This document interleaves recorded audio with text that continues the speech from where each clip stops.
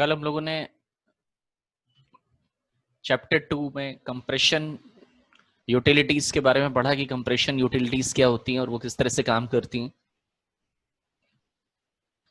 वहीं दूसरी तरफ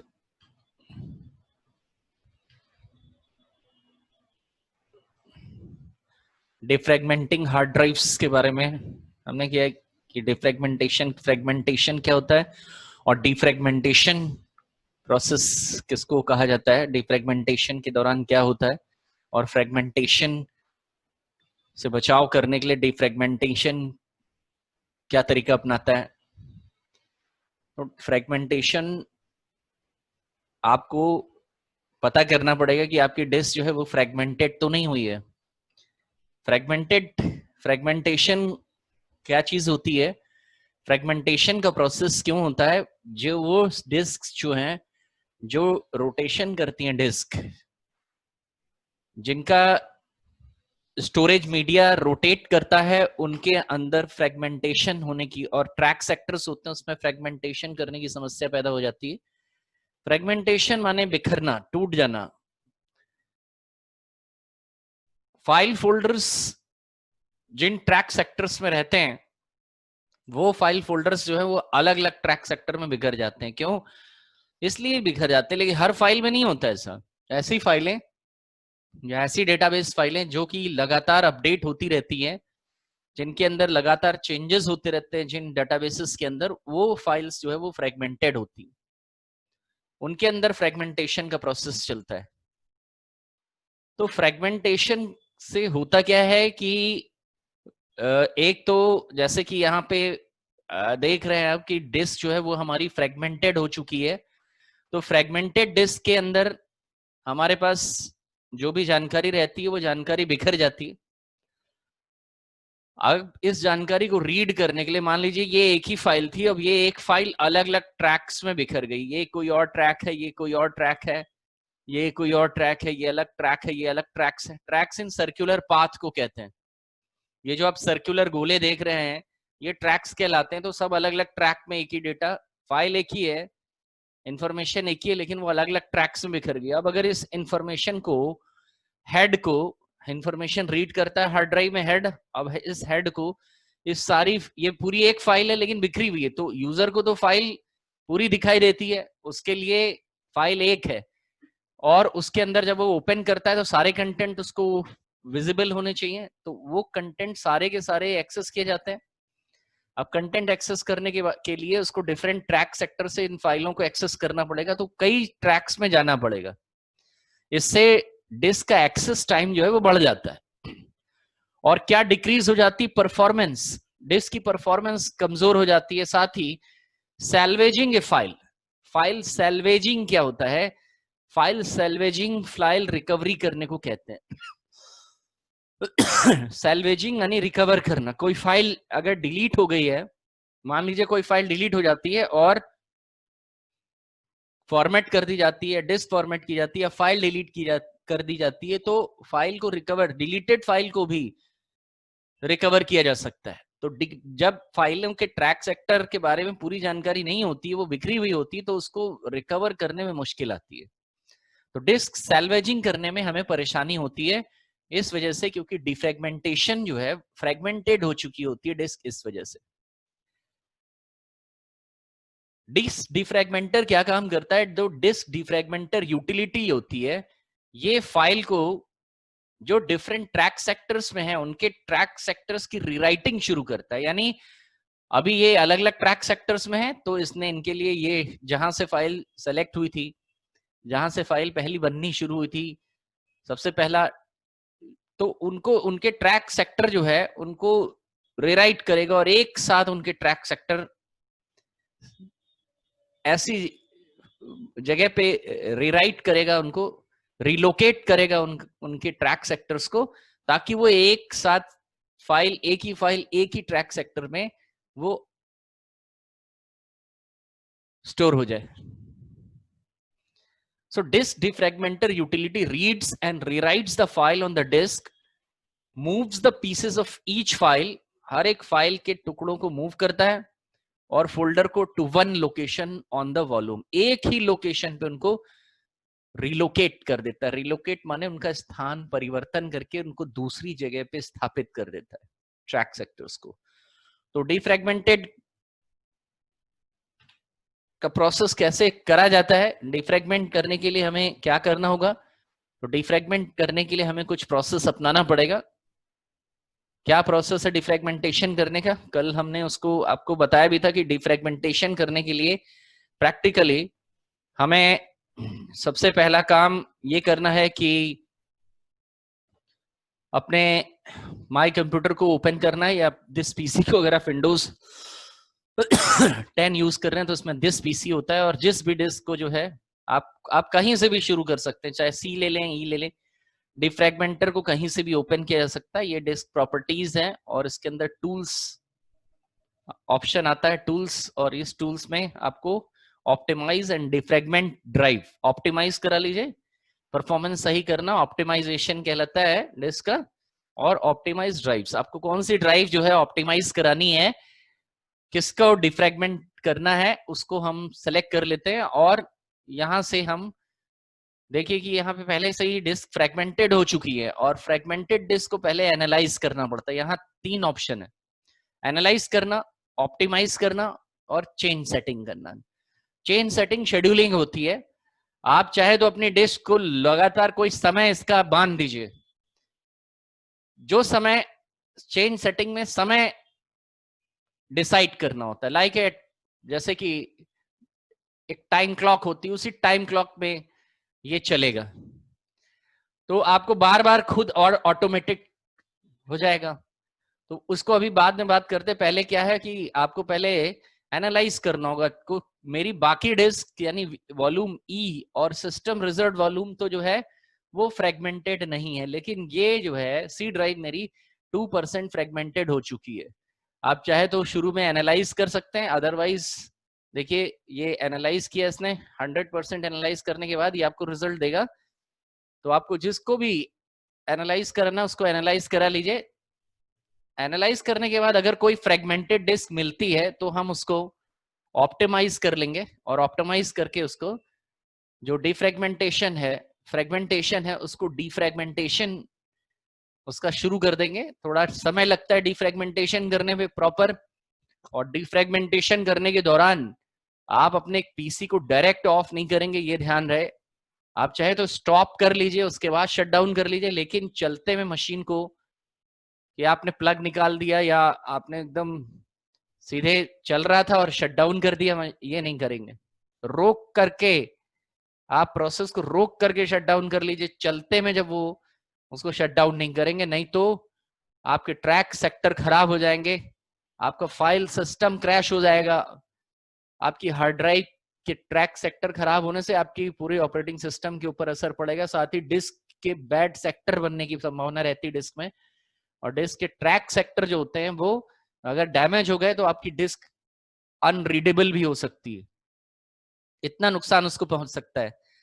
तो या तो पूरा काम कर लीजिए या रोक करके आप उसको शट डाउन कर लीजिए। ये नहीं है ये चल रहा हो आपने पावर ऑफ कर दी डायरेक्ट, या पावर बटन से डायरेक्ट उसको शट डाउन करा। डायरेक्ट शट डाउन किसी भी हालत में नहीं किया जाएगा, वो आपको पहले बता रखा है। कभी भी सिस्टम को डायरेक्ट शट डाउन यानी पावर बटन दबा करके सीधे डायरेक्ट शट डाउन करना बहुत ही अवॉइडेबल, एक्सट्रीम सिचुएशन में ये काम किया जाता है। तो अभी एक्सट्रीम सिचुएशन नहीं है, मेरा सिस्टम जो है वो प्रॉपरली चल रहा है और उसको जो है प्रॉपर शट डाउन किया जाए, डायरेक्ट शट डाउन इसमें नहीं किया जा सकता। तो ये 90% रिलोकेशन हो चुका है, ट्रैक सेक्टर मेरे अपनी जगह पे स्थापित हो चुके हैं। जो फाइलें अलग अलग बिखरी थी उन फाइलों को इसने एक ही ट्रैक सेक्टर में जो है वो लगा दिया। और इस दौरान बहुत सारी स्टेजेस आती है, जैसे कि देख रहे हैं कह रहा है पास 10% कंसोलिडेशन, उनको इकट्ठा करने की प्रक्रिया को कहते हैं कंसोलिडेट करना। यानी अब वो उन ट्रैक सेक्टर्स को उठा के इकट्ठा जगह पे रख रहा है आपके डिस्क में, तो उसमें थोड़ा वक्त लगता है। जितनी बड़ी हार्ड ड्राइव होगी, यहाँ पे एक बात और भी ध्यान रखने वाली है कि जितनी बड़ी हार्ड ड्राइव होगी उतना ज्यादा समय जो है वो आपको फ्रेगमेंटेशन को सही करने में लगेगा। फ्रेगमेंटेड डिस्क को सही करने में ज्यादा टाइम लगेगा, कुछ घंटे भी लग सकते हैं। और 24 घंटे भी लग सकते हैं, एक दिन भी लग सकता है, डिपेंड करता है कि कितने कैपेसिटी की डिस्क है। तो इसको आप मिनिमाइज करके चलने पे छोड़ सकते हैं, या फिर अगर आपको कोई और काम करना हो, कोई दूसरा काम भी किया जा सकता है, और आप चाहे तो इसको स्टॉप भी कर सकते हैं, क्योंकि मेरे में 2% फ्रेगमेंटेशन हुआ है, जो कि बहुत ज्यादा बड़ी बात नहीं है, बहुत ज्यादा बड़ा इश्यू नहीं है। हाँ, आपका 50% तक अगर फ्रेगमेंटेशन हो जाता है तब, या 40%, यानी 30-40% के ऊपर निकलने लगे, तो आपको उसको जो है लगातार देखते रहना है। अब इसमें समय ज्यादा बर्बाद हो रहा है, इसलिए मैं इसको स्टॉप कर देता हूँ कि बाद में हम इसको देखेंगे। तो आपने देख लिया कि फ्रेगमेंटेशन में क्या क्या प्रोसेस अपनाया जाता है, एनालाइज किया जाता है, ऑप्टिमाइज किया जाता है। चेंज सेटिंग में आप इसको शेड्यूलिंग कर सकते हैं कि run on a schedule. Frequency आपको उसको कब चलाना है, डेली चलाना है, वीकली चलाना है, या मंथली चलाना है। अगर डेली चलाना है तो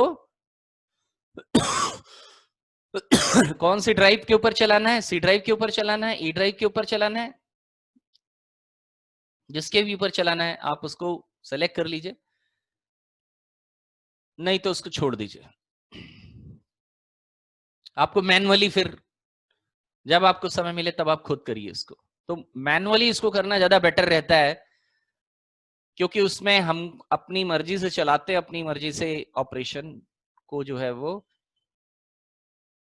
बंद कर सकते हैं। अगर आपने शेड्यूल कर दिया, आपको याद नहीं रहा, तो फिर वो चलता रहेगा, बीच में आपको डिस्टर्ब करेगा, आपको ध्यान नहीं रहेगा कि इस वक्त आपने ऑप्टिमाइजेशन शेड्यूलिंग कर रही है इसकी।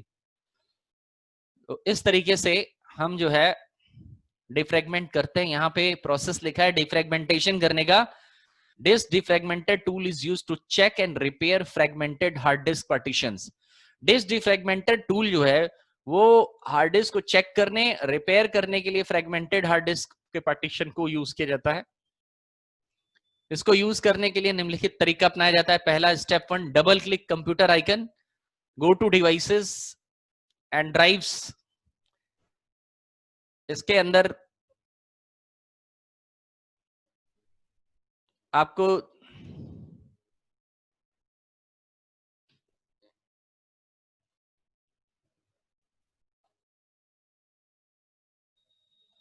थोड़ा सा चेंज करना पड़ेगा, यहाँ कुछ सिंटेक्स एरर हो गई है।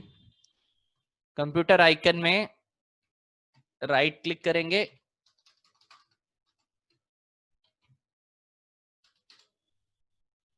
कंप्यूटर आइकन ओपन करेंगे, सेलेक्ट करेंगे डिस्क को, डिस्क को सेलेक्ट करेंगे, दैट्स ऑल। ये सही हो गया। अब तो पहला काम ये है, डबल क्लिक करके कंप्यूटर आइकन को ओपन करेंगे, आप अपनी डिस्क को सब सेलेक्ट करेंगे, तो राइट क्लिक करके प्रॉपर्टीज में टूल्स टैब आएगा, उस टूल टैब में ये ऑप्टिमाइज डिफ्रेगमेंटर है, और ऑप्टिमाइज ऑप्शन सेलेक्ट करेंगे।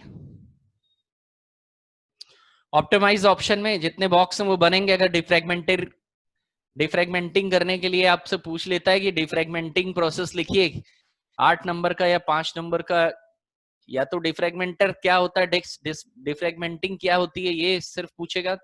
सवाल में कितना मैटर लिखा जाएगा ये डिपेंड करता है कितने नंबर का सवाल है। ऐसा नहीं है कि 3 नंबर का सवाल है तो उसमें हम सारी बातें लिखेंगे कि कैसे करते हैं, नहीं, आपको सिर्फ बताना है डिफ्रेगमेंटिंग क्या होती है। लेकिन अगर पूछ रहा है डिफ्रेगमेंटिंग हार्ड डिस्क को कैसे की जाती है, तो आपको प्रोसेस बताना पड़ेगा ये कैसे किया है आपने। साथ में उसके आने वाली जो स्क्रीन्स हैं, जो उसमें डायलॉग बॉक्स आते हैं, वो भी बनाने पड़ेंगे। जैसे कि ये डिस्क डिफ्रेगमेंटर में आप जब ये वॉल्यूम खोलेंगे तो ये मुझे ऑप्टिमाइज डिफ्रेगमेंटिंग ड्राइव टूल्स मीनू के अंदर मिल रहा है, तो ऊपर वाला एरर चेकिंग ऑप्शन नहीं बनाएंगे, सिर्फ ये वाला बनाएंगे, साथ ही बाकी ऑप्शंस को नहीं बनाएंगे। देखिए, जो बात कही जा रही है सिर्फ उसी को बनाया जाता है। इसमें स्क्रीनशॉट लिया है क्योंकि इनको अलग नहीं किया जा सकता। स्क्रीनशॉट लेते वक्त ये वाले ऑप्शन जो है वो अलग करना मुश्किल होता है, तो इसलिए हमने सब कुछ बना रखा है। आपको सिर्फ टूल्स दिखाना है ऊपर कि हमने टूल्स के अंदर क्या क्या पाया। टूल्स के अंदर हमको ये मिला है ऑप्टिमाइज। इस वक्त एरर चेकिंग, ये स्कैन डिस्क है, तो अभी स्कैन डिस्क के बारे में बात नहीं कर रहे हैं, तो हम सिर्फ optimise and defragment drive. Short में नोट्स को शॉर्ट करिए।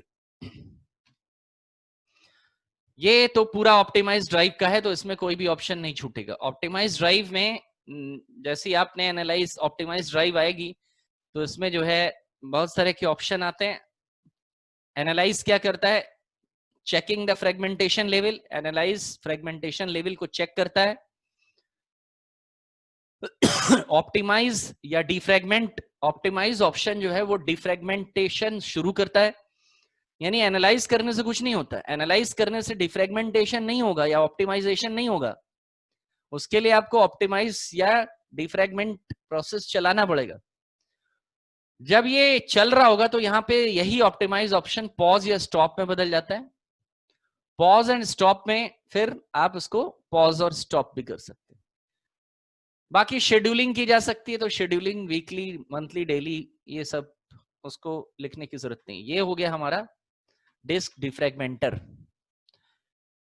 तो डिफ्रैगमेंटेशन कैसे करेंगे? वेरी इंपॉर्टेंट, बहुत इंपॉर्टेंट है प्रोसेस भी इसका और ये खुद भी। नेक्स्ट है scanning disk. Disk scanning, scan disk भी एग्जाम में आ चुका है। स्कैनिंग डिस्क यानी एरर चेकिंग करना। देखिए ये जो आप ऊपर हिस्सा देख रहे हैं टूल्स में, ये है ये स्कैन डिस्क। और इस वक्त जो आप हिस्सा देख रहे हैं ये विंडोज एक्सपी और विंडोज 98 पुराना है ये। लेकिन दोनों बातें हैं, आप दोनों में से किसी भी चीज को बना सकते हैं। हमने इसको ये वाला बनाया है, ये वाला बॉक्स बनाया है। हालांकि ये वाला बॉक्स जो है अब विंडोज 7 10 में नहीं आता, अब ऐसे वाला बॉक्स बन करके आता है। लेकिन आपको ये ओल्ड वाला ही बनाना है। हालांकि दोनों में ऑप्शन चेंज नहीं हुए हैं, थोड़ा सा जगह चेंज हो गई, थोड़ा सा लुक चेंज हो गया, लेकिन ऑप्शन वैसे के वैसे ही। स्कैन डिस्क, स्कैन डिस्क होता क्या है? स्कैन डिस्क एक तरह का, जिस तरह डिफ्रेगमेंटेशन होता है ठीक उसी तरह स्कैन डिस्क के जरिए डिस्क को स्कैन किया जाता है। ये स्कैनिंग माने होता है चेक करना, किसी चीज को बारीकी से जांच पड़ताल करने को अंग्रेजी में कहते हैं स्कैनिंग करना। यानी पहले स्कैन करिए और स्कैन करने के बाद आप उसको जो है तब जाकर के यूज करिए। तो स्कैन डिस्क जो है वो डिस्क और उसमें जो स्पेसेस हैं, डिस्क जो बनी है उसको चेक करने के लिए। आपके हार्ड डिस्क में बहुत सारी चीजें होती हैं। एक तो पार्टीशन होता है, इसके अलावा ये इसके अंदर जो है वो ट्रैक्स होते हैं, सेक्टर्स होते हैं, फाइल सिस्टम होता है जो फैट और एनटीएफएस होता है, ये सब होता है डिस्क के अंदर। तो ये सब खराब हो सकता है। अगर ये खराब होगा, जिस तरह से हम लोग अपना हेल्थ चेकअप करवाते हैं ठीक उसी तरह डिस्क का भी हेल्थ चेकअप कराया जा सकता है। इसके लिए स्कैन डिस्क आप करा लीजिए। आपकी डिस्क स्लो हो रही है तो आप डिफ्रेगमेंटेशन चलाइए, बहुत अच्छी बात है, उसको तो लगातार चलाते रहना है। लेकिन स्कैन डिस्क चला के भी ये पता कर सकते हैं कि कहीं डिस्क में और किसी तरह की एरर तो नहीं हो गई, क्योंकि डिस्क में फ्रेगमेंटेशन के अलावा भी कई तरह की एरर्स हो सकती हैं। जैसे फाइल सिस्टम के अंदर एरर हो सकती है, आपके ट्रैक सेक्टर्स में कोई बैड सेक्टर बन सकता है, इस तरह की एरर्स भी हो सकती है। तो ये पता लगाने का काम डिफ्रेगमेंटर नहीं करेगा। उसके लिए स्कैन डिस्क नाम का जो टूल है वो हमारी मदद करेगा। Scan disk is a PC tool available in Windows operating system. Scan disk एक तरह का पीसी टूल है, टूल यानी यूटिलिटी प्रोग्राम। ये विंडोज ऑपरेटिंग सिस्टम के ऊपर रहता है। विंडोज में आपको स्कैन डिस्क दिया हुआ है, डॉस से है ये। डॉस ऑपरेटिंग सिस्टम के अंदर भी स्कैन डिस्क नाम का कमांड टेक्स्ट मोड में चलाया जाता है। It is a repair and diagnostic program. ये ठीक करने वाला डिस्क को और उसको डायग्नोस यानी उसकी बारीकी से जांच पड़ताल करने वाला एक प्रोग्राम है। ये डिस्क को रिपेयर कर सकता है और उसको डायग्नोस भी कर सकता है कि उसमें कोई एरर तो नहीं आ गई, कोई बीमारी तो नहीं हुई है। अगर हमें कोई बीमारी होती तो हमको तरह तरह के टेस्ट्स करवाने पड़ते हैं। It is called diagnostic tests. ठीक उसी तरह डिस्क में तरह तरह की बीमारियां फैलती हैं, तो उसको स्कैन या डायग्नोज कराया जाता है। That scans the data on your hard drive. अब ये आपके हार्ड ड्राइव के अंदर मौजूद ट्रैक सेक्टर डेटा को रीड करेगा और आपको रिपोर्ट बताएगा।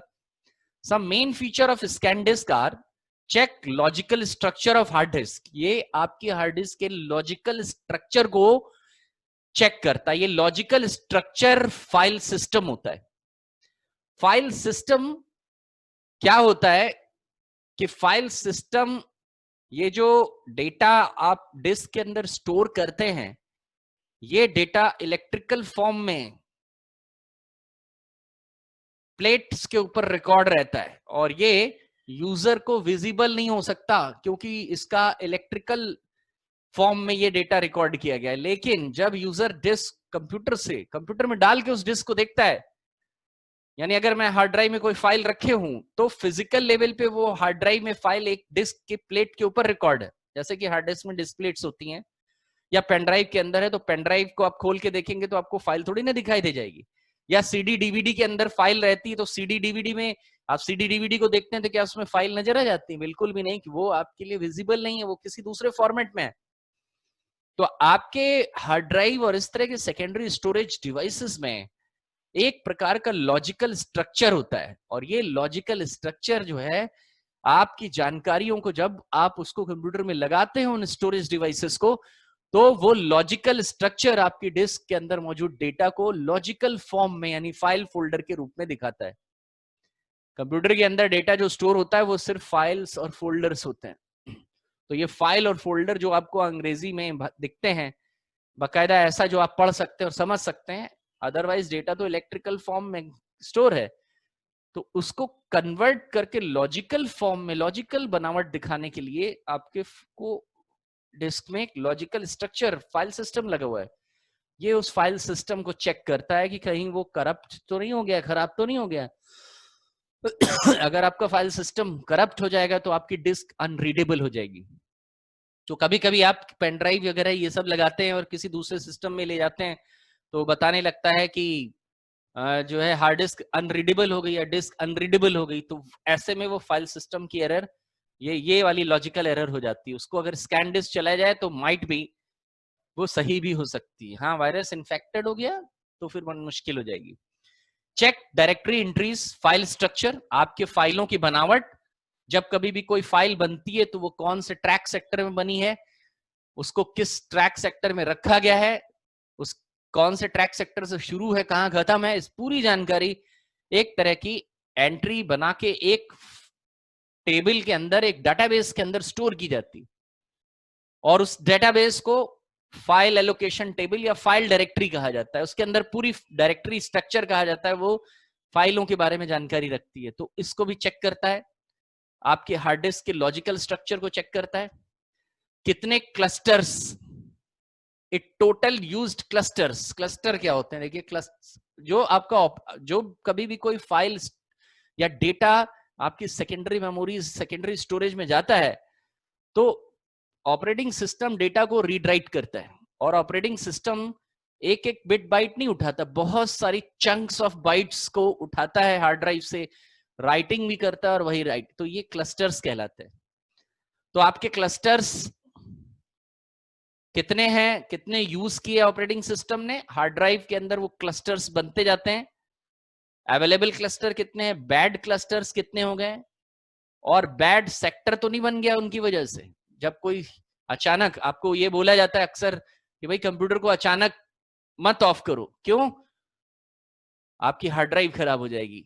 उसके पीछे का कारण यह है कि जो आपका हार्ड डिस्क का हेड होता है वो कंटिन्यूअसली डिस्क को रीड करता है, और उस दौरान अगर आपने एकदम से डेटा को, आपने एकदम से हार्ड ड्राइव पावर बंद की, हार्ड ड्राइव में पावर जानी बंद होगी, तो हार्ड ड्राइव के ट्रैक सेक्टर्स, क्लस्टर्स, इनके ऊपर असर पड़ेगा। आपकी डिस्क में क्लस्टर्स जो बने हुए हैं, बहुत सारी बिट बाइट का जो कलेक्शन ग्रुप होता है उसको क्लस्टर माने गुच्छा, ढेर, बहुत सारे बिट बाइट का ढेर जो है वो क्लस्टर कहलाता है। तो एक एक बिट बाइट नहीं राइट होती है। ऑपरेटिंग सिस्टम जब फाइलों को राइट करता है तो एक साथ बहुत सारी बिट बाइट्स को राइट करता है, एक साथ बहुत सारा हार्ड डिस्क के बहुत सारे एरिया को उठाता है और उसको रीड करता है, क्योंकि फाइनली ऑपरेटिंग सिस्टम ने ही सब कुछ करना है। तो क्लस्टर का भी concept, fix file system error. तो क्लस्टर कितने बने हैं, अवेलेबल क्लस्टर्स कितने हैं ऑपरेटिंग सिस्टम के लिए, ब्लैक क्लस्टर कौन है, और हार्ड डिस्क में बैड ट्रैक कोई ऐसा तो सेक्टर नहीं है जो खराब हो गया है। Fix file system error, file system की एरर्स को भी दूर करता है। तो ये काम हो गए आपके स्कैन डिस्क के। देखिए स्कैन डिस्क को जब चलाएंगे तो स्कैन डिस्क में ये बन करके आएगा, test type standard test, thorough test, automatically fix errors. आप चाहते हैं स्टैंडर्ड, या स्टैंडर्ड टेस्ट जो होगा उसमें सिर्फ फाइल फोल्डर को चेक करेगा। थॉरो चेक लेंगे जब तो ये डिस्क को स्कैन भी करेगा, सरफेस और एरर्स को, यानी ये सब एरर्स को भी दूर करेगा, सारी एरर्स को। थॉरो टेस्ट में बहुत टाइम लगता है, it takes lots of time, many hours, several hours, even several days, depend करता है कितना डेटा है। ज्यादा प्रॉब्लम है कई घंटे लग सकते हैं, कई दिन लग सकते हैं, बड़ी डिस्क में कई दिन लग सकते हैं। ऑटोमेटिकली फिक्स एरर, ये भी आपको लेना पड़ेगा। आपने इस ऑप्शन पे लिया तो एरर पाने पे ये उन बैड सेक्टर्स को सही सेक्टर से रिप्लेस भी कर देगा।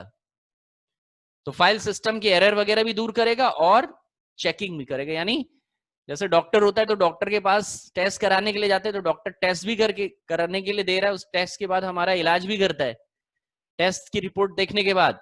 तो स्टैंडर्ड टेस्ट है, स्कैनिंग है, और टेस्ट करके फिक्स फाइल एरर भी ले ली, तो साथ में इलाज भी इनका साथ साथ होता जाएगा। लेकिन सिर्फ आप रिपोर्ट देखना चाहते हैं, इलाज नहीं करवाना चाहते, तो ये इसको फिर नहीं लेंगे इस ऑप्शन को। लेकिन ऐसा कैसे हो सकता है कि कोई बीमार हो, उसका टेस्ट खराब आए और वो इलाज ना कराए? It is not possible. तो दोनों ऑप्शन आपको लेने होंगे, थॉरो टेस्ट तो भी फिक्स एरर को सही करिए, स्टैंडर्ड तब भी फिक्स कर एरर दूर करिए। तो स्कैन डिस्क के जरिए डिस्क स्कैनिंग और उसमें मौजूद स्पेसेस, सारी एरर्स जो है लगभग वो सारी बीमारियां पता कर लेता है स्कैन डिस्क। नेक्स्ट टूल है हमारा डिस्क क्लीनअप। क्लीनअप माने सफाई करना। डिस्क क्लीनअप हम बहुत पहले भी कभी जिक्र कर चुके हैं कि डिस्क क्लीनअप क्या होता है, और इसको क्लासरूम सेशंस में एक प्रैक्टिकल करके भी दिखाया गया है। ये मॉड्यूल 1 में भी है डिस्क क्लीनअप। डिस्क क्लीनअप से क्या होता है? क्लीनअप माने सफाई करो डिस्क की। देखिए डिस्क में बहुत सारी टेम्परेरी फाइल्स बन जाती हैं, मेमोरी डंप फाइल्स बनती है, और जो है बैकअप फाइल्स बनती हैं बिना आपसे पूछे। हर बार सिस्टम जो है वो आपसे पूछ करके फाइल सेव नहीं करेगा, कभी कभी सिस्टम जो है वो ऑटोमेटिकली स्वयं से भी कई फाइलें सेव करता रहता है। These are temporary files. तो डिस्क, और इनकी जरूरत नहीं होती है, ये अननेसेसरीली आपके डिस्क में बनती जा रही हैं और ऑटोमेटिकली आपका C drive, D drive, E drive भरती जा रही है। तो ये आपको क्लीन करनी होंगी और अपने डिस्क स्पेस को सेव करना होगा। ये इंट्रूडर्स हैं, घुसपैठिए, एक तरह के शरणार्थी जो आपकी डिस्क में शरण लिए हुए हैं। और ऐसा तब होता है जब आप इंटरनेट बहुत ज्यादा यूज करने लगते हैं। इंटरनेट ज्यादा यूज करने पे इस तरह की समस्या खड़ी होती। तो disc cleanup deleting temporary files, unnecessary memory dump files, delete करता है टेम्परेरी फाइलों को, अननेसेसरी मेमोरी डंप फाइल्स को। ये सारी फाइल डिस्क क्लीनअप के part. These files takes space from your hard disk and consume your disk space. देखिए ये जो फाइलें हैं, यहां जिन जिन फाइलों का जिक्र किया, temporary internet files, memory dump files. अब मेमोरी डंप फाइल्स आपके सिस्टम में ही बनेगी। तो these file takes space from your hard drive and consume your disk space. ये फाइलें आपके डिस्क स्पेस को खाती रहेंगी, यानी उसको कंज्यूम करती रहेंगी। डिस्क क्लीनअप को स्टार्ट करने के लिए, देखिए डिस्क क्लीनअप को स्टार्ट करने के लिए क्या करना होगा? आपको स्टार्ट बटन में जाना होगा। यहां एक्सेसरीज एक ऑप्शन होता है, एक्सेसरीज के अंदर सिस्टम टूल्स होता है और सिस्टम टूल्स के अंदर डिस्क क्लीनअप रहता है। और आप डिस्क क्लीनअप को जब खोलेंगे तो ये डिस्क क्लीनअप जो है वो कहेगा आपको कौन सी डिस्क को जो है क्लीन करना है, सी ड्राइव को, डी ड्राइव को, ई ड्राइव को। और उसके बाद डिस्क क्लीनअप का ऑप्शन आता है जो आउटपुट में बताता है कि आपको ये फाइलें मिली हैं, जो कि इसमें एक बात ध्यान रखना है, रिसाइकिल बिन को नहीं लेंगे क्योंकि रिसाइकिल बिन में इंपॉर्टेंट फाइल हो सकती। क्लीनअप सिस्टम फाइल और फिनिश कर दीजिए क्लीनअप सिस्टम फाइल, ये दोनों बॉक्स बनेंगे। अब देखिए डिस्क क्लीनअप यहाँ पे जो कहा गया है कि एक्सेसरीज के अंदर सिस्टम टूल्स में होता है, तो उसको चेक कर लेते हैं एक बार कि क्या वाकई में यहां होता है। क्यों? क्योंकि ऑपरेटिंग सिस्टम बदलते ही लोकेशंस भी बदल गई हैं। तो विंडोज 10 में हम देख रहे हैं ऑल एप्स के भीतर इसके अंदर यहां है, नहीं तो फिर ये कंट्रोल पैनल के अंदर मुझे ढूंढना पड़ेगा। तो ये गए हम यहां और यहां पे हमने विंडोज एसेसरीज के अंदर पहले देखा, क्या विंडोज एसेसरीज के अंदर जो है ये है, देखिए यहां पे ये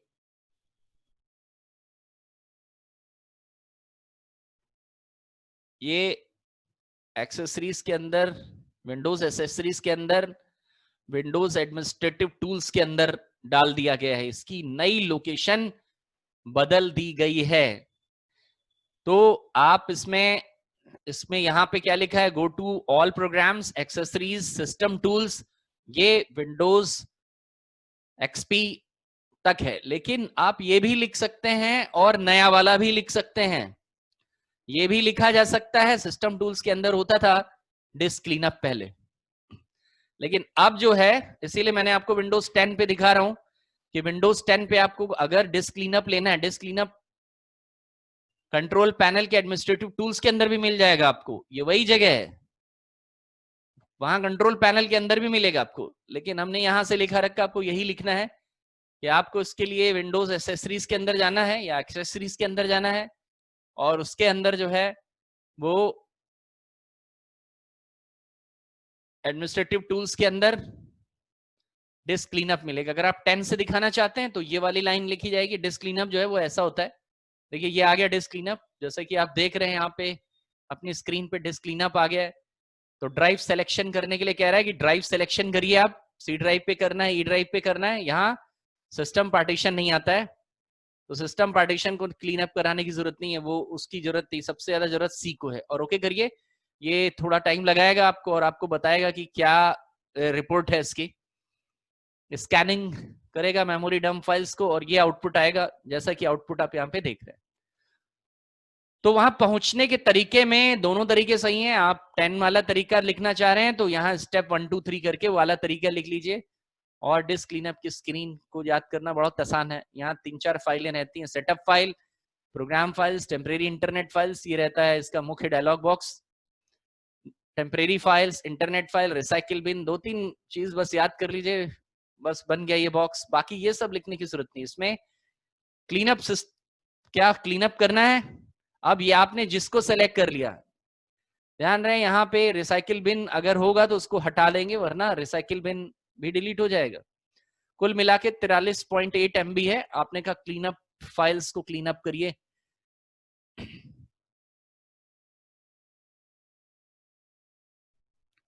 जो फाइल्स जो है वो डिलीट होंगी, वो देखिए ये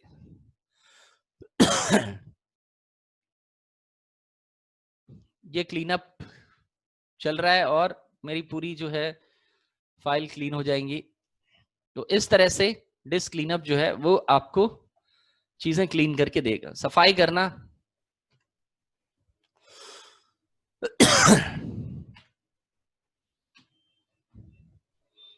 नेक्स्ट है बैकअप एंड रिकवरी। अगला टॉपिक है डिस्क का बैकअप लेना क्या होता है और कैसे उसको रिकवर किया जाता है। बैकअप हम पहले, इससे पहले वाली स्लाइड में भी बैकअप का जिक्र कर चुके हैं। ये बैकअप क्या होता है और रिकवरी किसको कही जाती है। यहाँ पे दो बातें करी गई हैं, बैकअप क्या होता है और रिकवर किसको कहते हैं। तो बैकअप क्या है? बैकअप एक एक्टिविटी है जिसमें डेटा को कॉपी करके किसी जगह रख लिया जाता है। The backup is the activity of copying data, files and databases system. Backup में डेटा को कॉपी कर लिया जाता है, फाइलों को और डेटाबेसेस को। साथ ही सिस्टम का भी बैकअप इज टेकन। साथ ही ऐसा भी हो सकता है कि आप अपने ऑपरेटिंग सिस्टम का भी बैकअप ले लें। ये सब काम इसलिए किया जाता है to restore computer to operational state. Backup इसलिए लिया जाता है ताकि आप अपने कंप्यूटर को दोबारा से, अगर कंप्यूटर कभी खराब हो जाए तो उसको जब दोबारा से चलती हुई स्टेट में दोबारा से ला सके। आफ्टर डिजास्टर, आप डिजास्टर के बाद, डिजास्टर हो गया जैसे क्रैश हो गई हार्ड ड्राइव, आग लग गई, सिस्टम जल गए, फ्लडिंग हो गई, सिस्टम सारे के सारे खराब हो गए, शॉर्ट सर्किट हो गया, सारे मदरबोर्ड वगैरह सब जल गए, तो रिकवरी कैसे की जाएगी? इस काम को डिजास्टर रिकवरी यानी बैकअप अगर आपने लिया है तो उसको रिकवर करने को डिजास्टर रिकवरी कहा जाता है। डिजास्टर आने के बाद उसको रिकवर कर लिया हमने, उसको डिजास्टर रिकवरी कहते हैं। बैकअप इसीलिए लिया जाता है ताकि आप रिकवर कर सके सिस्टम्स को। दो प्रकार के बैकअप होते हैं, इमीडिएट बैकअप, जो बैकअप तुरंत ले लिया जाए, तुरंत ना, ज्यादा बड़ा बैकअप नहीं हो, जैसे फ्लॉपी में ले लिया, पेन ड्राइव में ले लिया, एक्सटर्नल हार्ड डिस्क में ले लिया। दूसरा है आर्काइवल बैकअप, ऐसे बैकअप जिनकी मात्रा बहुत ज्यादा होती है, हजारों पेटाबाइट। अब उसको पेन ड्राइव में नहीं ले सकते आप, फ्लॉपी में नहीं ले सकते, उसके लिए मैग्नेटिक टेप या कुछ ऐसा होगा, मास स्टोरेज डिवाइसेस को यूज किया जाएगा, जैसे टेप ड्राइव। टेप ड्राइव में हजारों पेटाबाइट डेटा स्टोर किया जा सकता है, टेप की कैपेसिटी बहुत ज्यादा होती है। तो archival backups are kept in mass storage devices as magnetic tape हो गए, इंटरनेट सर्वर्स हो गए, to recover from flood, earthquake etcetera.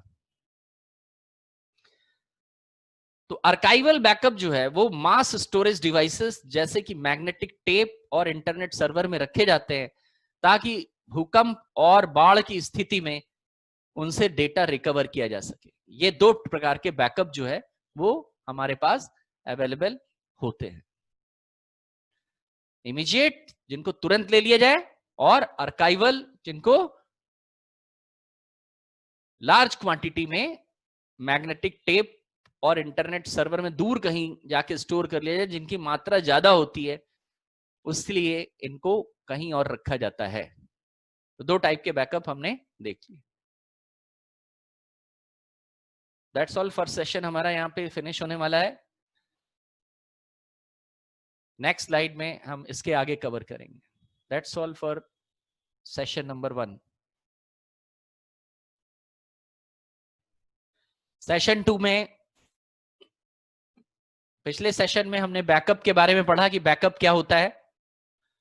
Backup का मतलब डेटा को सुरक्षित रख लेना ताकि डिजास्टर के टाइम पे, डिजास्टर माने विपत्ति आपत्ति के टाइम पे उसको रिकवर किया जा सके, उसको सुरक्षित वापस लिया जा सके।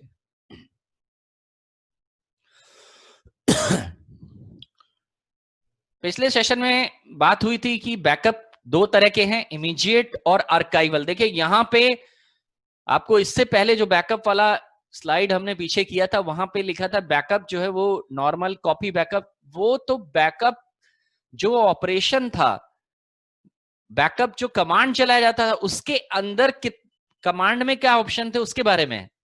यहां बैकअप नाम के प्रोसीजर के बारे में बात की जा रही है, दोनों में बड़ा फर्क है।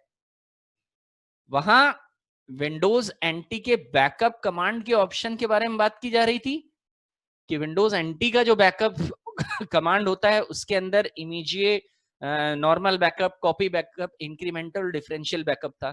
यहां बैकअप प्रोसीजर जो होता है, बैकअप नाम का जो प्रोसीजर होता है, जो कि जिसके अंदर जो मेथड अपनाया जाता है, उस मेथड, बैकअप मेथड के बारे में बात की जा रही है, कमांड के बारे में बात नहीं की जा रही। इसीलिए ध्यान रखिए कि बैकअप जो है वो दो तरह का होता है, बैकअप प्रोसीजर दो तरह का होता है। इमीडिएट यानी जहां पे तुरंत बैकअप ले लिया जाता है उसको हम लोग इमीडिएट बैकअप कहते हैं। इमीडिएट माने तुरंत ले लिया जाए।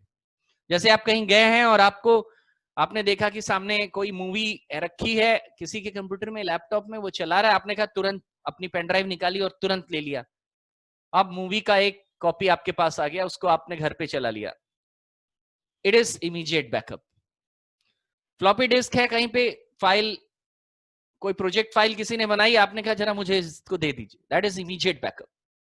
आपके पास एक्सटर्नल हार्ड ड्राइव थी, आपने उसको कॉपी कर लिया फाइलें कहीं से, अपने घर में ले आए, दैट इज इमीडिएट बैकअप। लेकिन बड़ी इंडस्ट्रीज लाइक गूगल हो गया, फेसबुक हो गई, ये क्या छोटी छोटी पेनड्राइव लगाते हैं? ये पेनड्राइव लगा के बैकअप थोड़ी ना लेते। इनके सिस्टमों में पेन, इनके पास सर्वर्स हैं, वहां पे ये पेनड्राइव वगैरह लगाने की तो बात ही छोड़ दीजिए। लाखों पेटाबाइट डेटा है, पेनड्राइव कहां लगाएंगे? तो इसलिए टेप ड्राइव्स, मास स्टोरेज डिवाइसेस का इस्तेमाल किया जाता है। लाइक मैग्नेटिक टेप हो गए, सर्वर्स हो गए बड़े इंटरनेट पे, जो उन्होंने सर्वर बना रखे हैं, डेटा सर्वर्स बना रखे हैं, डाटाबेस सर्वर बना रखे हैं, वहां पे ये डेटा जाता है। और इसलिए जाता है ताकि रिकवरी की जा सके, बाढ़, भूकंप, शॉर्ट सर्किट एटसेट्रा, इस तरह से बाढ़, भूकंप, शॉर्ट सर्किट्स,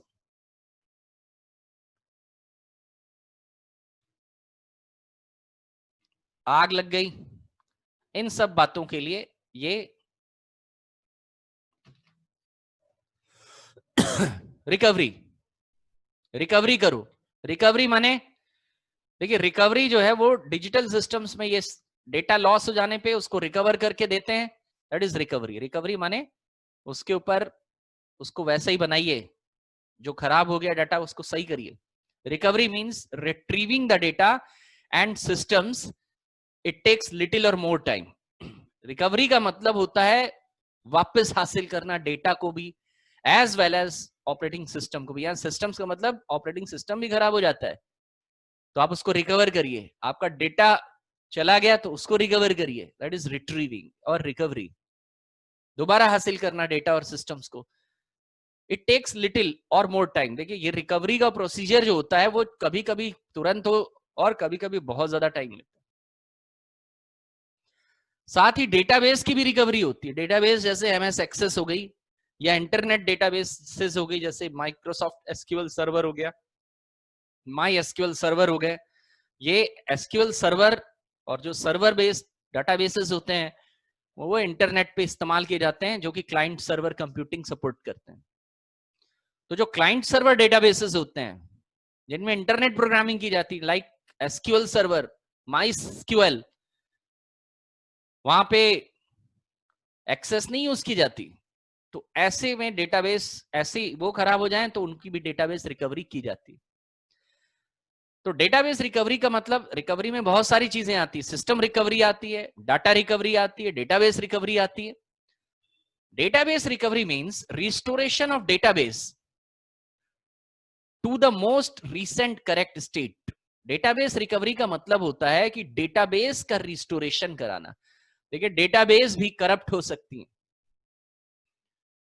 आपने एक्सेस में दसियों लाख रिकॉर्ड जो है राइट कर दिए, आप उसको खोलें, अचानक लाइट गई और आपकी पूरा डेटाबेस करप्ट हो गया, तो क्या आपने उस डेटाबेस का बैकअप बना के रखा था?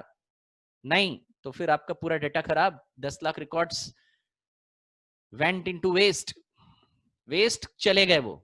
तो डेटाबेस को प्लानिंग करके रिकवर करके आपको रखना होगा। डेटाबेस रिकवरी का मतलब होता है डेटाबेस को रिस्टोर करना, यानी पुरानी स्थिति में लाना, और पुरानी स्थिति में लाके उनको काम करने लायक बनाना।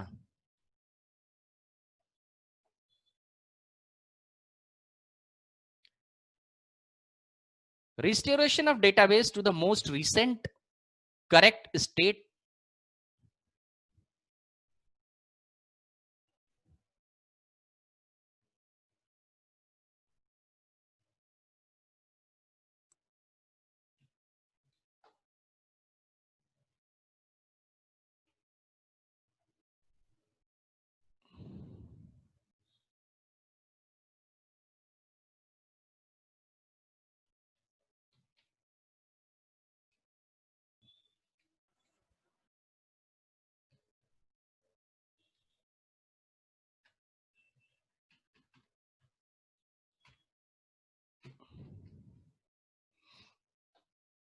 डेटाबेस रिकवरी का मतलब होता है रिस्टोरेशन ऑफ डेटाबेस, डेटाबेस को यथा स्थिति में दोबारा लाना। कौन सी स्थिति में? The most recent correct state, सबसे सही उचित करेक्ट स्टेट में, करेक्ट अवस्था में, सही अवस्था में उसको लेकर के आना। रिस्टोरेशन, डेटाबेस को रिकवर करने, जब वो एकदम सही स्टेट में थी उस स्थिति में वापस लेकर के आना। इफ ए फेलियर अकर्स, अगर कोई फेलियर हो जाए तो उसको यथा स्थिति में लेके आना डेटाबेस को डेटाबेस रिकवरी कहलाता है। System keeps A record of the changes by transactions in the databases. System क्या करता है? जो डेटाबेस सिस्टम होता है, जैसे कि एसक्यूएल सर्वर, ओरेकल, साइबेस, ये बड़े डेटाबेस सिस्टम है। तो ये डेटाबेस के अंदर जब कभी भी कोई रिकॉर्ड एंटर किया जाता है, जैसे मान लीजिए आपने कोई डेटाबेस ली है, आपने अभी तक एमएस एक्सेस ही यूज किया होगा, तो आपने उसके अंदर डेटा ऐड कराते हैं और डेटा उससे दो काम होते हैं। ट्रांजैक्शन करने का मतलब डेटाबेस के अंदर या तो रिकॉर्ड जाएगा या फिर उसके अंदर से डेटा रिकॉर्ड को डिलीट किया जाएगा। मान लीजिए आपने डेटाबेस में 10 लोगों के रिकॉर्ड ऐड करा है, दैट इज ट्रांजैक्शंस। ट्रांजैक्शन हुआ, उसके अंदर चेंजेस हुए। ट्रांजैक्शन मींस चेंज होना। तो जितने भी चेंज डेटाबेस के अंदर आते हैं, जो बड़े डेटाबेस होते हैं, मोस्ट पावरफुल डेटाबेस होते हैं, एसक्यूएल सर्वर वगैरह होते हैं, ये सब जितने भी चेंजेस होते हैं ये उनका एक रिकॉर्ड बना के, ऑडिट करके उन रिकॉर्ड्स की एक कॉपी बना के रखते हैं। और ये रिकॉर्ड की एक कॉपी बनाने की वजह से ही डेटाबेस को रिकवर किया जा सकता है। डेटाबेस को रिकवर किया जा सकता है। हर एक रिकॉर्ड की एक कॉपी भी बना के रखते हैं अपने अंदर। It keeps record of the changes by the transaction in the database. एक पर्टिकुलर रिकॉर्ड आपने कुछ डेटाबेस के अंदर ऐड कराया, कुछ रिकॉर्ड्स, 100 रिकॉर्ड्स ऐड कराए, तो इसके अंदर भीतर एक लॉग बनेगा और उस लॉग्स के अंदर सारी एंट्री रहेंगी कौन से रिकॉर्ड्स आपने ऐड करवाए।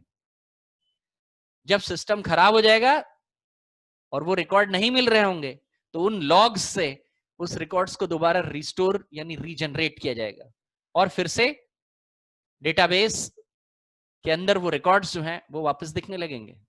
तो एरर के केस में डेटाबेस के अंदर भी रिकवरी करने के लिए स्पेशल जो बड़ी डेटाबेसेस होते हैं उनके अंदर डेटाबेस रिकवरी करने के लिए भी ऑप्शन रहता है। ऐसी सुविधा एमएस एक्सेस जैसे छोटे डेटाबेसेस में नहीं होती। एमएस एक्सेस का इस्तेमाल बड़े स्तर पे नहीं किया जा सकता, वो सिंगल सिस्टम के लिए गुड है, उसके अंदर रिकवरी का ऑप्शन नहीं है। स्ट्रेटेजी क्या ली जाएगी?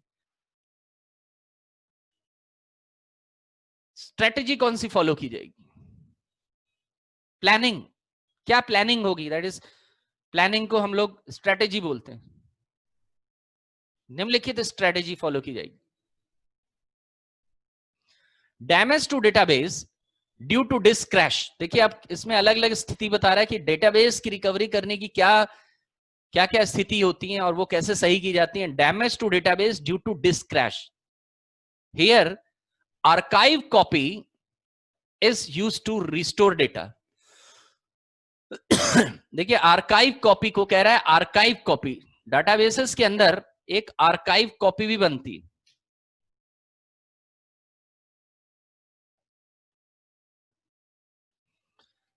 अभी आपको बताया कि जो बड़ी डेटाबेसेस होती हैं उनके अंदर, जो बड़ी डेटाबेसेस हमारे पास होती हैं उनके अंदर एक आर्काइव कॉपी बनने की सुविधा रहती है। आर्काइव कॉपी मतलब एक जो डेटा आप एंटर करेंगे या इनपुट करेंगे उसकी एक कॉपी भी बनाने की सुविधा रहती है इंटरनल, वो यूजर को नहीं पता लगता।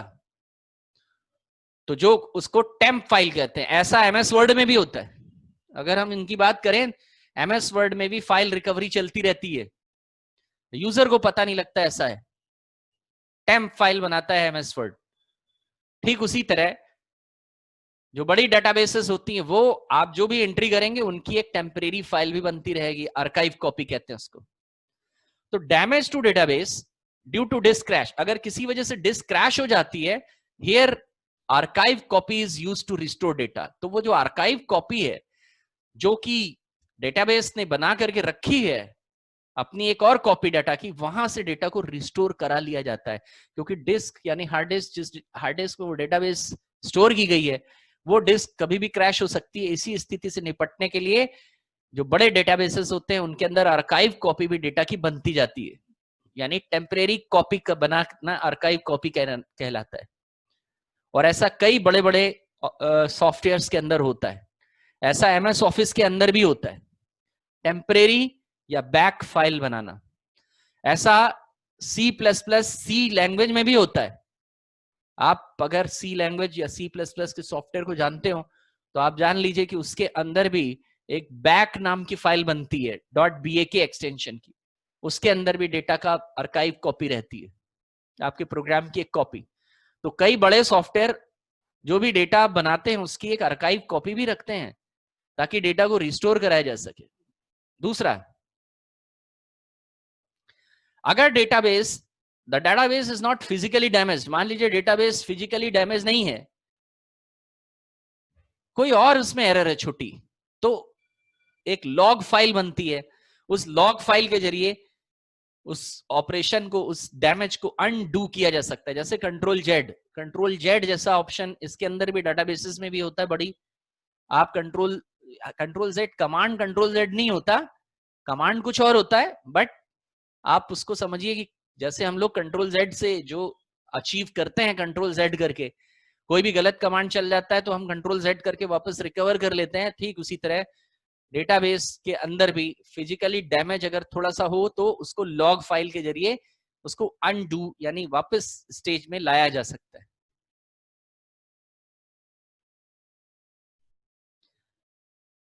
तो ये दो तरीके से जो है डैमेज को रिकवर किया जा सकता है। कॉजेज ऑफ फेलियर्स, डेटाबेस के फेल हो जाने का कारण क्या होता है, यानी डेटाबेस मैनेजमेंट सिस्टम डीबीएमएस हो गए, आपके एक्सेस एसक्यूएल सर्वर, इनके पीछे क्या कारण है कि ये क्रैश हो जाएंगी या ये डैमेज हो जाएंगी। The failures in database management system can be due to transaction system और मीडिया फेलियर। ट्रांजैक्शन होने के दौरान इन डेटाबेसेस के अंदर जब कभी भी बैंक में हम कोई एंट्री करते हैं या बैंक से पैसा लेते देते हैं या ऑनलाइन ट्रांजैक्शन कर रहे होते हैं, किसी को ऑनलाइन पेमेंट कर रहे होते हैं, तो उस दौरान अगर डेटाबेसेस के अंदर कोई फेलियर हो जाए, कोई प्रॉब्लम आ जाए, तो वो ट्रांजैक्शन फेल हो जाता है, आपके अकाउंट से पैसा कट जाता है, लेकिन फिर भी कुछ ही घंटों के बाद वो पैसा आपके अकाउंट में वापस ट्रांसफर कैसे हो जाता है, उसके पीछे का कारण है रिकवरी करना। लेकिन ये होता क्यों है, ये फेलियर बनता क्यों है डेटाबेस मैनेजमेंट सिस्टम्स में? जो आप ट्रांजैक्शन कर रहे हैं वो कहीं ना कहीं रिकॉर्ड हो जाता है, तभी तो बैंक को पता है कि आपने इतना पैसा डाला है, और उतना ही पैसा, मान लीजिए कभी ऐसा बहुत बार ऐसा हुआ होगा कि आपने कभी ऑनलाइन पेमेंट किया होगा या आपने एटीएम से पैसा निकाला होगा और पैसा तो कट गया होगा लेकिन निकला नहीं होगा, तो कैसे बैंक को पता लग गया, कैसे पैसा 72 घंटे में वापस आ गया? बिकॉज ये जो डेटाबेस, ये जो आपने ट्रांजेक्शन किया, हर एक ट्रांजेक्शन की एक एंट्री होती, वो एंट्री डेटाबेस के अंदर है, उसका मिलान करने के बाद 72 आवर्स में पेमेंट गया ही नहीं तो वो ट्रांजेक्शन जो है वो लौट आते हैं। क्यों? क्योंकि ट्रांजेक्शन को लौटने की सुविधा है, रिकवरी कर दी उसने। Failure in database management system can be due to transaction. अब डेटाबेस में फेलियर कब होता है, इसके पीछे बहुत सारे कारण है। एक तो ट्रांजेक्शन फेलियर हो गए, सिस्टम फेल हो गया काम करते वक्त, या मीडिया फेल हो गया। मीडिया मतलब जिस जगह वो डेटा स्टोर था, यानी हार्ड ड्राइव्स हो गई, रेड ड्राइव्स हो गई, ये वो फेल हो गई। इन वजहों से सिस्टम में डेटाबेस मैनेज करते वक्त या ट्रांजेक्शन होते वक्त कोई एरर यानी फेलियर्स बन जाते हैं। Following are the likely reasons for database crash. वो जो डेटाबेस क्रैश हुई हैं और जिससे मेरा ट्रांजेक्शन खराब हो गया है, उसके पीछे क्या कारण है? कारण नंबर 1 है सिस्टम क्रैश हो जाना। सिस्टम क्रैश मतलब हार्डवेयर क्रैश। ये हार्डवेयर, सॉफ्टवेयर या नेटवर्क एरर। देखिए, पैसा ट्रांसफर कर रहे हैं, एटीएम से पैसा निकाल रहे हैं और एरर आ गई, पैसा कट गया लेकिन मेरे पास नहीं पहुंचा, तो ये है नेटवर्क एरर। नेटवर्क एरर की वजह से, सॉफ्टवेयर की एरर, हार्डवेयर की error during transaction, a hardware software और network error can occur in computer system. एक हार्डवेयर सॉफ्टवेयर नेटवर्क की एरर कंप्यूटर सिस्टम में हो सकती है ट्रांजेक्शन करने के दौरान। Hardware crash like HDD and memory failure are very common. Memory fail हो जाना, हार्ड डिस्क फेल हो जाना, नेटवर्क का फेल हो जाना, ये बड़ा कॉमन क्राउज है, इसको सिस्टम क्रैश की कैटेगरी में डाला गया। दूसरा है ट्रांजेक्शन एरर। ट्रांजेक्शन एरर भी आ जाती, सच एज इंटीजर ओवरफ्लो और डिवीजन बाय जीरो में कॉज फेलियर। इस तरह की जो न्यूमेरिकल एरर्स होती हैं, transaction errors, numerical errors system में जो सॉफ्टवेयर बने हैं एप्लीकेशंस में उनके अंदर पैदा होती हैं, तो ये ट्रांजेक्शन एरर्स कहलाती हैं। इंटीजर ओवरफ्लो हो गया, जो वेरिएबल्स बनाए गए थे उनके अंदर जरूरत से ज्यादा बड़ी वैल्यू आ गई, तो इंटरनली प्रोग्राम एरर है, प्रोग्राम को ज्यादा अच्छा बेहतर नहीं बनाया गया है, इन वजह से ट्रांजेक्शन एरर आती है। डिस्क फेल हो जाना लाइकली कॉज है, due to read write error हो गई, राइट प्रोटेक्शन इस वजह से भी। सम डिस्क ब्लॉक में लूज देयर डेटा, कुछ डिस्क के अंदर जो ट्रैक सेक्टर या ब्लॉक्स बने होते हैं उनके अंदर डेटा जो है वो उनसे डेटा चला गया, या बैड सेक्टर होने की वजह से रीड नहीं हो पा रहा है, तो डिस्क फेलियर हो गई। नेचुरल डिजास्टर, पावर फेलियर, आग, चोरी, ओवर राइटिंग टेप मिस्टेक से, ये वो नेचुरल डिजास्टर है। तो ये कॉजेज हैं डेटाबेस मैनेजमेंट सिस्टम या डेटाबेस फेलियर होने के या सिस्टम फेलियर होने के। और यहाँ पे रिकवरी करी हमने कि डेटाबेस रिकवरी क्या कैसे करते हैं और डेटाबेस के फेल होने का कारण क्या है। ये दो बातें जो हैं वो यहाँ पे, बैकअप रिकवरी किसको कहते हैं, डेटाबेस रिकवरी किसको कहते हैं, और उनके पीछे खराब होने के कारण क्या है।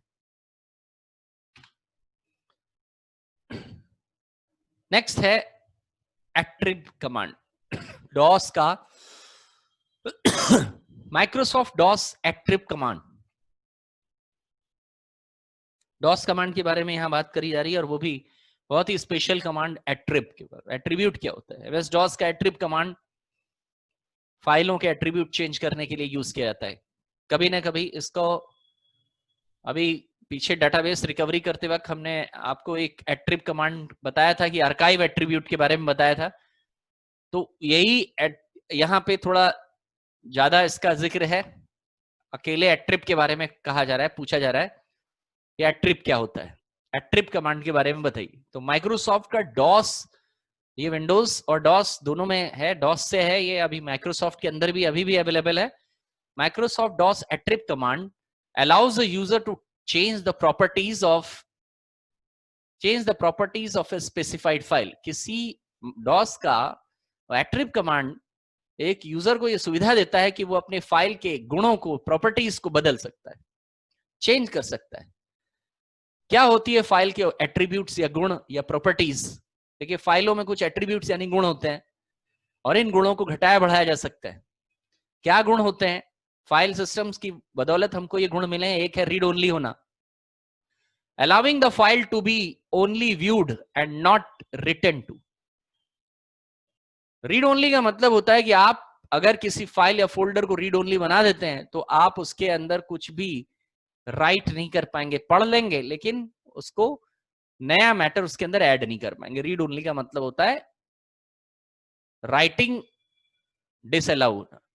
आर्काइव एट्रीब्यूट, आर्काइव एट्रीब्यूट के बारे में पिछले सेशन में बात करी थी, ये बैकअप से रिलेटेड काम है। Archive attribute allowing Microsoft backup and other backup programs to know what file to backup.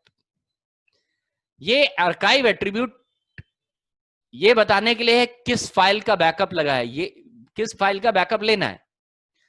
जिस फाइल का बैकअप ले लिया जाता है उससे आर्काइव एट्रीब्यूट हट जाता है। तो हर फाइल के ऊपर जब शुरू में वो बनती है उसके ऊपर आर्काइव एट्रीब्यूट यानी ए एट्रीब्यूट लगा रहता है। रीड ओनली, आर्काइव, हिडन, जब फाइल को आप चाहे छुपा लें तो hidden attribute, system file attribute, making a file as a system file. अगर आप चाहें तो किसी फाइल को सिस्टम फाइलों में बदल दें। सिस्टम फाइल यानी ऑपरेटिंग सिस्टम की फाइलों में बदल देना। ऑपरेटिंग सिस्टम की जो फाइल होती हैं ऑपरेटिंग सिस्टम की जो पर्सनल फाइल होती है उनको ना देखा जा सकता है, ना डिलीट किया जा सकता है, ना कॉपी कर सकते हैं, ना मूव कर सकते हैं, यानी उसके ऊपर कोई भी कमांड अप्लाई नहीं होता। क्यों? क्योंकि वो सिस्टम फाइल्स में बदल गई होती है। तो आपकाई एट्रीब्यूट से आप अपनी भी फाइलों को सिस्टम फाइल में बदल सकते हैं।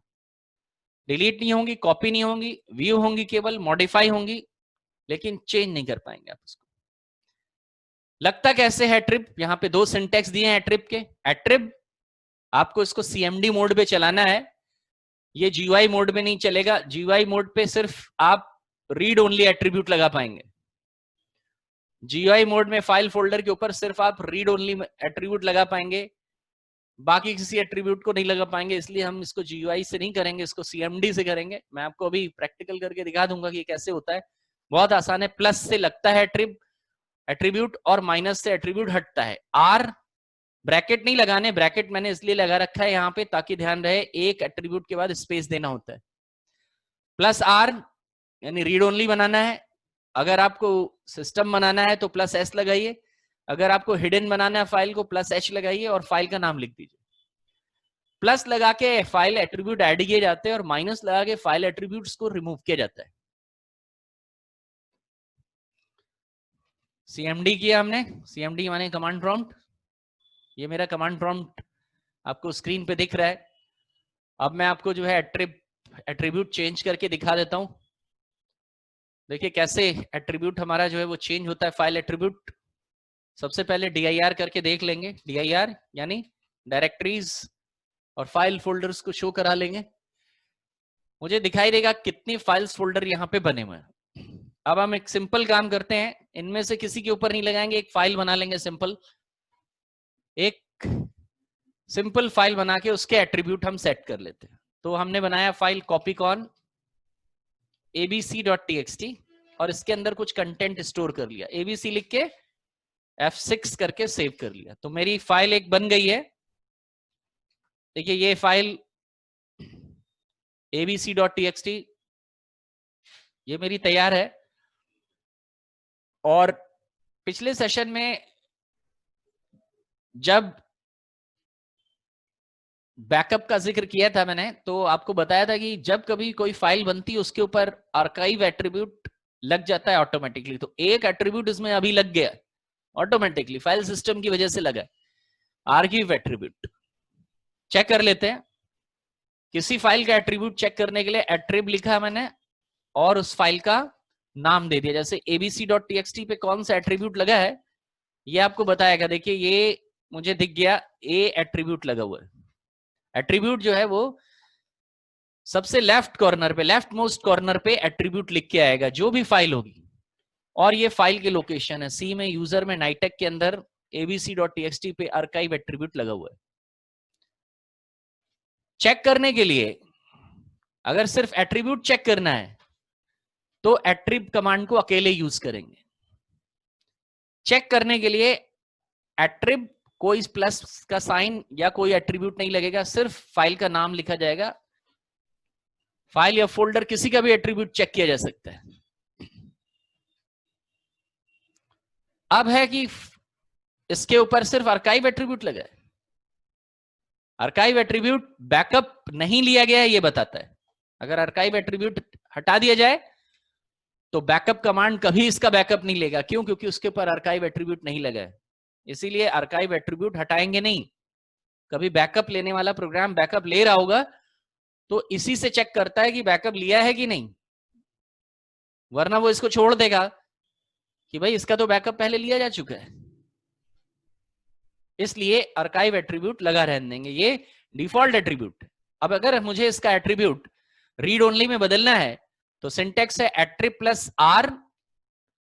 अगर आपको एक से ज्यादा एट्रीब्यूट लगाने हैं तो स्पेस देके प्लस करके बाकी एट्रीब्यूट लगा सकते। तो हम यहां पे लगा के देख लेते हैं। ATTRIB attrib plus R, attrib plus R और स्पेस दे करके, कैपिटल स्मॉल से फर्क नहीं पड़ता, विंडोज केस सेंसिटिव नहीं है लाइनिक्स की तरह, आप कैपिटल में भी सिंटेक्स लिख सकते हैं। एट्रिब प्लस आर और फाइल का नाम है abc.txt। ये मेरा एट्रीब्यूट लग गया। चेक कर लेते हैं। ATTRIB एट्रिब abc.txt। तो देखिए यहां पे अब आप ATTRIB attrib abc.txt। तो चेक करिए, देखिए ये A एट्रीब्यूट भी लग गया है और R एट्रीब्यूट भी लग गया, यानी ये आर्काइव तो लगा ही रहेगा, उसको छोड़ दीजिए, आपके पास रीड ओनली एट्रीब्यूट आ गया। ATTRIB एट्रिब प्लस H, इसके ऊपर हिडन लगाना है तो abc.txt लगा दी हमने। ये अब एट्रिब abc.txt एट्रीब्यूट बताइए, तो अब इसके ऊपर H और R दो एट्रीब्यूट्स लगे हैं, हिडन एंड रीड ओनली। उसी तरह प्लस S लगा देंगे, सिस्टम एट्रीब्यूट बन जाएगा। तो एट्रीब्यूट लगाना बड़ा आसान है, हटाना भी उतना ही आसान है। ATTRIB attrib minus H minus R एक साथ लगा के चेक करते हैं, ये सिंटेक्स सपोर्ट करता है। देखिए एक ही साथ, अब आप चेक करिए एट्रिब abc.txt, तो देखिए ये एट्रीब्यूट दोनों हट गए। तो लगना और हटाना एट्रीब्यूट्स का बड़ा आसान है। ये आपका एट्रिब कमांड हो गया। एट्रिब कमांड के बारे में 3 नंबर का नोट्स आपको मिल सकता है, ये एग्जाम में आया हुआ है पुराने पेपर्स में। एट्रिब कमांड के बारे में बताइए, डॉस का एट्रिब कमांड, या जो शॉर्ट नोट्स होते हैं 3-4 का मिला करके, उसमें एक एट्रिब के बारे में भी दे देगा आपको कि एट्रिब के बारे में बताइए। चलिए नेक्स्ट, विंडोज का system restore. What is system restore? बहुत इंपॉर्टेंट है सिस्टम रिस्टोरेशन। क्या है, पहले इसको पूरा समझ लेंगे। बहुत सिस्टम रिस्टोर में 2-3 काम करने पड़ते हैं, बट इन कामों को करने से पहले इसकी अहमियत क्या है और क्यों इस्तेमाल किया जाता है सिस्टम रिस्टोर। देखिए अभी हमने बात की थी कि सिस्टम बैकअप क्या होता है। बैकअप यानी किसी भी चीज की कॉपी बना करके उसको रखना। बैकअप माने वेरी सिंपल, बैकअप का मतलब होता है कि कॉपी बना करके रख लेना। तो जब आप सिस्टम की कॉपी बना करके रख लेते हैं, तो उसकी कॉपी अगर मेरे पास रहती है, तो जब सिस्टम फेल होगा तो हम उसको जो है रिकवर कर सकते हैं। तो ना सिर्फ डेटा की कॉपी जो बैकअप लिया जाता है, वो बहुत सारी चीजों का लिया जाता है। अभी पिछली स्लाइड में जिक्र किया था कि बैकअप किन किन का लिया जा सकता है। देखिए बैकअप लिया जा सकता है डाटा फाइलों का, दूसरा बैकअप लिया जा सकता है सिस्टम का, यानी आप अपने ऑपरेटिंग सिस्टम की भी पूरी पूरी कॉपी बना के रख सकते हैं। आप अपनी सिस्टम की स्टेट का भी बैकअप ले सकते हैं। सिस्टम स्टेट का मतलब होता है सिस्टम की रजिस्ट्री फाइल्स का बैकअप लेना। सिस्टम स्टेट का मतलब डेटा का बैकअप लेना नहीं होता है। सिस्टम स्टेट का बैकअप लेना मतलब सिस्टम के अंदर जो सिस्टम की पर्सनल फाइल्स हैं, विंडोज की फाइल्स हैं, और विंडोज की जो स्टेट है, कॉन्फ़िगरेशन आपने डाला है, सेटिंग डाली है। मान लीजिए आपने रीजन एंड लैंग्वेज में कोई सेटिंग डाल दी, आपने इंटरनेट एक्सप्लोरर में जाके कोई सेटिंग्स डाल दी, तो वो सारी सेटिंग्स जो आपने विंडोज ऑपरेटिंग सिस्टम के भीतर करी हैं, उन सारी सेटिंग्स की भी बैकअप कॉपी बना के रखी जा सकती है।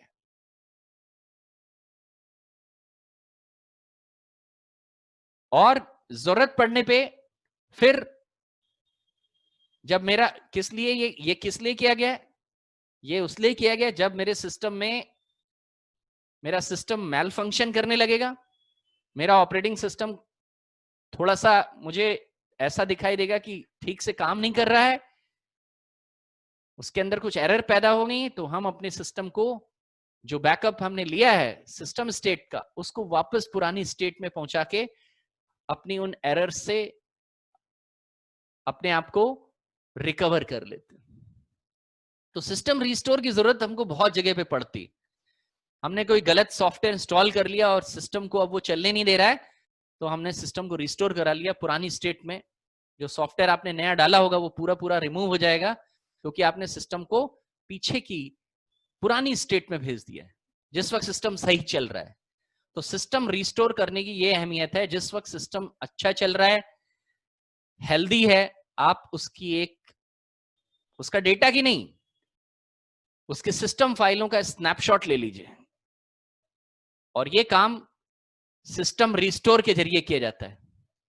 सिस्टम रिस्टोर के जरिए आप अपने सिस्टम का एक रिस्टोर पॉइंट कैप्चर करके, एक स्नैपशॉट कैप्चर करके सिस्टम का लेके स्टोर करके रख सकते हैं। जब सिस्टम खराब फंक्शन करने लगे, मैल फंक्शन करने लगे, तो आप दोबारा से उसी स्टेट में सिस्टम को पहुंचा दीजिए जिस वक्त वो सही काम कर रहा था। ऐसी बहुत जगह पे हमको इसकी जरूरत पड़ती है। जैसे अभी कुछ देर पहले इंटरनेट चल रहा था, 2 दिन पहले मेरा MS ऑफिस वगैरह सब सही चल रहा था, अभी आज हम चला रहे हैं तो MS ऑफिस सही नहीं चल रहा है या कुछ प्रॉब्लम आ रही है, क्लिक करते हैं तो खुलता ही नहीं है। तो आप एक बार एक काम करें, सिस्टम को रिस्टोर करा ले। ऐसी स्टेट में हमारे ये सिस्टम रिस्टोर भी कामयाब हो सकता है। सिस्टम अचानक बंद नहीं हो, अगर सिस्टम बंद चलना बंद हो गया, सिस्टम अगर चलना बंद हो गया, तब वो एक दूसरा इश्यू है। ऑपरेटिंग सिस्टम ही नहीं लोड हो रहा है, वो सिस्टम रिस्टोर उसमें ही काम आता। सिस्टम रिस्टोर जो है, सिस्टम की जो रजिस्ट्री फाइल है, सिस्टम की जो करंट कंडीशन है, सिर्फ उनका बैकअप लेता है, ऑपरेटिंग सिस्टम का बैकअप नहीं लेता। पूरे ऑपरेटिंग सिस्टम का बैकअप नहीं लेता है, केवल सिस्टम की इंपॉर्टेंट रजिस्ट्री फाइल्स का बैकअप लेता है, ताकि सिस्टम्स को हम वापस, और ये डेटा का भी बैकअप नहीं लेता। तो आप ध्यान रखें कि अगर आपने डेटा रखा होगा अगर उस ड्राइव में, वैसे तो C ड्राइव में यूजर का डेटा स्टोर नहीं करना चाहिए, लेकिन ये डेटा का बैकअप नहीं लेता है सिस्टम रिस्टोर, ये सिर्फ सिस्टम फाइलों का बैकअप लेता है। तो सिस्टम रिस्टोर से ये ना आप अंदाजा लगाएं कि मेरी इसमें जो फाइल फोल्डर बनी होंगी उसका भी बैकअप ले लेगा, नहीं। Windows system restore utility, Windows के सिस्टम रिस्टोर यूटिलिटी यानी टूल्स, उपयोगी टूल्स। विंडोज का system restore takes snapshot of your computer system. Windows का जो सिस्टम रिस्टोर है वो आपके सिस्टम का, आपके कंप्यूटर सही सिस्टम्स का चलते वक्त सही सिस्टम का स्नैपशॉट ले लेता है। स्नैपशॉट मतलब एक तरह की फोटोकॉपी बना के रख लेता है, and saves them as restore points, और फिर उसको एक रिस्टोर पॉइंट बना करके सेव करके अपने पास रख लेता है। It is used to return your computer to an earlier state. अब ये रिस्टोर पॉइंट जो आपने बनाया है, ये क्या करेगा? ये रिस्टोर पॉइंट जो आपने बनाया है वो आपको अपने सिस्टम को पुरानी स्टेट में, सिस्टम फेलियर हो जाने पे, जब सिस्टम एकदम सही चल रहा था, चूंकि आपने स्नैपशॉट लिया था, तो वापस दोबारा से सिस्टम के मैल फंक्शन होने पे आप सिस्टम को रिस्टोर करा के उसको पुरानी स्थिति में, सही स्थिति में आप ला सकते हैं। ये काम कैसे करते हैं, दैट इज अनदर, अभी उसको देखेंगे कैसे करते हैं बाकायदा प्रैक्टिकल करके। लेकिन ध्यान रहे कि ये काम किया क्यों जाता है। जब सिस्टम मैल फंक्शन होता है, कम से कम सिस्टम लोड होना चाहिए। ध्यान रहे कि आपको ये भी बात ध्यान रखनी है, सिस्टम, पता लगा सिस्टम चल ही नहीं रहा है, यानी आपने ऑपरेटिंग सिस्टम को ऑन किया और वो चल ही नहीं रहा है, उस स्थिति में ये बिल्कुल काम नहीं करेगा। सिस्टम चलता हुआ होना चाहिए, यानी विंडोज लोड हो जाए हमारी, तब वो विंडोज ठीक से काम नहीं कर रही हो, तब आप उसको रिस्टोर करा सकते हैं। Disc space for system restore, system restore के लिए डिस्क स्पेस कितना चाहिए? तकरीबन 200 MB का स्पेस आपकी डिस्क में होना चाहिए, ताकि रिस्टोर को स्टोर किया जा सके। क्योंकि रिस्टोर जो है, सिस्टम जब सिस्टम रिस्टोर चलेगा, it takes snapshot of your registry and some dynamic system files. जब ये प्रोसेस चलता है सिस्टम रिस्टोर, तो ये आपके डिस्क की, आपके सिस्टम फाइलों का स्नैपशॉट लेता है, और इसमें कुछ सिस्टम की डायनामिक फाइल्स होती हैं, उनको भी बैकअप लेके रख लेता है। तो आपके पास कम से कम 200 MB या उससे ज्यादा का स्पेस होना चाहिए। कैसे क्रिएट करते हैं सिस्टम का रिस्टोर पॉइंट, क्या प्रोसीजर है सिस्टम रिस्टोर का? देखिए, सिस्टम रिस्टोर तब अपनाया जाता है जिस वक्त फ्रेश सिस्टम जो है, ऑपरेटिंग सिस्टम इंस्टॉल किया हो, और उस वक्त सिस्टम बहुत ही हेल्दी कंडीशन में है। हेल्दी कंडीशन के उसके अंदर जो भी सॉफ्टवेयर पड़े हैं, सारे सॉफ्टवेयर इंस्टॉल कर दिए, सब कुछ इंस्टॉल कर दिया। तो आप एक काम और भी करिए, तुरंत उसका जो है एक स्नैपशॉट यानी सिस्टम रिस्टोर पॉइंट क्रिएट जरूर कर ले।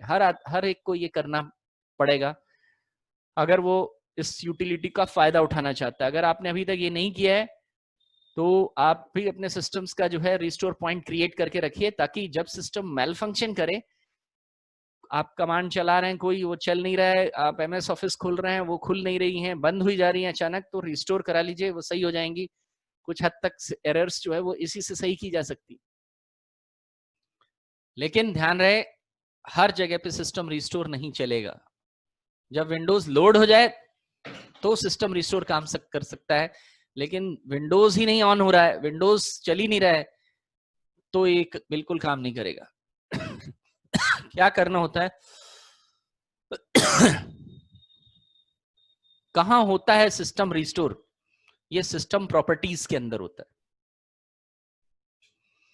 सिस्टम प्रॉपर्टीज कंट्रोल पैनल के अंदर, सिस्टम प्रॉपर्टीज एक सिस्टम नाम का कमांड होता है, एक टूल होता है सिस्टम कंट्रोल पैनल में, और ये माई कंप्यूटर या कंप्यूटर आइकन पे राइट बटन क्लिक करके प्रॉपर्टीज के अंदर भी आता है सिस्टम प्रॉपर्टीज। इस सिस्टम प्रॉपर्टीज के अंदर जो है ये पाया जाता है, सिस्टम प्रोटेक्शन टूल के अंदर होता है, और उसके अंदर हम सिस्टम रिस्टोर पॉइंट क्रिएट करते हैं। कैसे क्रिएट करेंगे वो मैं आपको नेक्स्ट में ही बताऊंगा। समय जो है वो समाप्त हो रहा है, होने वाला है। तो कल की स्लाइड में मैं आपको बताऊंगा कि सिस्टम कैसे रिस्टोर करते हैं, सिस्टम को कैसे रिस्टोर पॉइंट क्रिएट किया जाता है, और कैसे वापस उस रिस्टोर पॉइंट को लेकर के आएंगे। सिस्टम रिस्टोर पॉइंट क्रिएट करना वो मैं आपको बताऊंगा नेक्स्ट स्लाइड में। सिस्टम रिस्टोर के लिए क्या प्रोसीजर अपनाया गया है वो जो है लिखने के लिए, जो मेरे जितने भी बॉक्सेस हैं वो यहाँ पे बने हुए हैं, उनको हम कल करेंगे, पूरा सारे ऑप्शन देखेंगे। That's all for today. आज के लिए बस यहीं तक।